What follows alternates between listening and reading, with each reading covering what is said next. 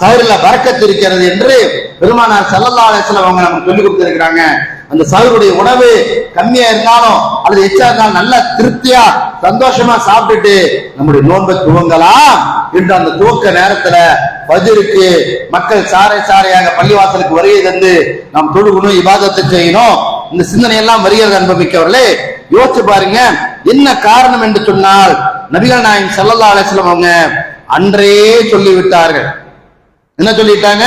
ரமலான் மாதம் வந்து விட்டால் நரகத்துடைய வாசல்கள் மூடப்படுகிறது, சொர்க்கத்துடைய வாசல்கள் திறக்கப்படுகிறது. அப்படியே சொர்க்கத்துடைய வாசல்கள் திறக்கப்படுகின்ற காரணத்தினால தான் தப்பு செய்யறவன் யோசிச்சு செய்யறது.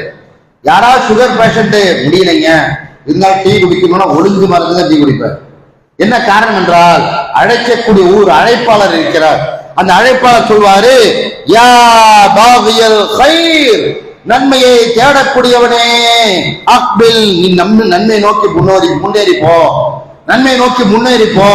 தொழுக வாங்க சொல்லியாச்சு, இன்னும் வேலை செஞ்சுட்டு இருந்தா சரி வராது, ரமலான் காலத்துல இப்படியெல்லாம் தொழுகாம இருந்தா சரி வராது, எந்திரி கிளம்பு பள்ளிக்கு போ என்று உள்ளத்துக்குள்ள ஒரு துடிதுடிப்பு வருகிறது என்றால், யா பாகியல் கைர், அழைக்கக்கூடிய ஒரு அழைப்பாளரை அல்லாஹ் நமக்குள்ள போட்டுறான். அவர் சொல்றாரு, எந்திரிச்சு போ, தூண்டி விடுறாரு, போ, நன்மை செய், முன்னேறி செல் என்று சொல்கிறார். யா பாகிய ஷர், தீமையை விரும்பக்கூடியவனே, ஆக்சர், குறைச்சுக்கோ, கம்மி பண்ணிக்கோ, மைந்துக்கோ என்று உள்ளுக்குள்ள ஒரு ஆட்டம் காணுகிறது என்று சொன்னால் அன்புமிக்கவர்களே, அல்லாஹ் செய்த ஒரு உயர்ந்த ஏற்பாடு நம்முடைய மனதில் ஏற்படக்கூடிய மாற்றம். இந்த நோம்புடைய நேரங்களிலே நாம் ஒவ்வொரு விஷயத்தையும் ஏதோ ஒரு சடங்காக சம்பிரதாயமாக நாம் போய்கொண்டிருக்கிறோம் பல நேரங்களிலே. ஆனால் இந்த நோன்பு என்பது நம்முடைய எல்லா உறுப்புகளையும் சீராக செம்மையாக ஒழுங்குபடுத்துகிறது. நம்முடைய உடம்புல இருக்கக்கூடிய சீரண பகுதிகள் எல்லாத்தையும் சீராக்கி சிறப்பான வகையில நம்முடைய உடம்ப துடிதுடிப்போட செயல்படுவதற்கு 11 மாசங்களோ துடிதுடிப்போட செயல்படுறதுக்கு இந்த நோன்பு மிகப்பெரிய ஒரு காரணியா இருக்கிறது அன்புமிக்கவர்களே. அதெல்லாம் ஆத்மார்த்தமாக உடம்புக்குள்ள நடக்கக்கூடிய ஒரு பெரிய மாற்றம். நமக்கு அது பல நேரத்துல நல்ல கட்டுரைகளை படித்து ஆராய்ந்து பார்த்தால் உங்களுக்கு புரியும்.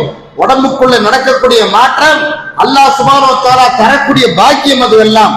அப்படிப்பட்ட பாக்கியங்களை உடம்புக்குள்ள நம்மால் சுமக்க முடிகிறது, உணர முடிகிறது என்று சொன்னால் அந்த உணர்வை இந்த அளவுக்கு வெளிப்படுத்த வேண்டும், இந்த அளவுக்கு அல்லாஹ்விடத்திலே கையேந்த வேண்டும், இந்த அளவுக்கு ரப்பல் ஆலமீனிடத்திலே நாம் முறையிட வேண்டும். பள்ளிவாசலாக போட்டி போட்டுக் கொண்டு இஃப்தாருடைய நேரத்திலே எல்லாரும் வாங்க உட்காருங்க, இஃப்தார் பண்ணுங்க, இந்த உனக்கு வடை, இந்த உனக்கு கஞ்சி, இந்த எடுத்துக்கங்க சாப்பிடுங்க என்று ஒரு பரஸ்பரம் ஒரு அன்பு பரிமாற்றம் என்று சொன்னால் அல்லாஹ் சுப்ஹானஹு வ தஆலா எவ்வளவு தூரம் அந்த உடலை காப்பாற்றுகிறார். வயிறு அந்த மாசத்துல ஏதோ சில நபர்களுக்கு வேண்டுமானால்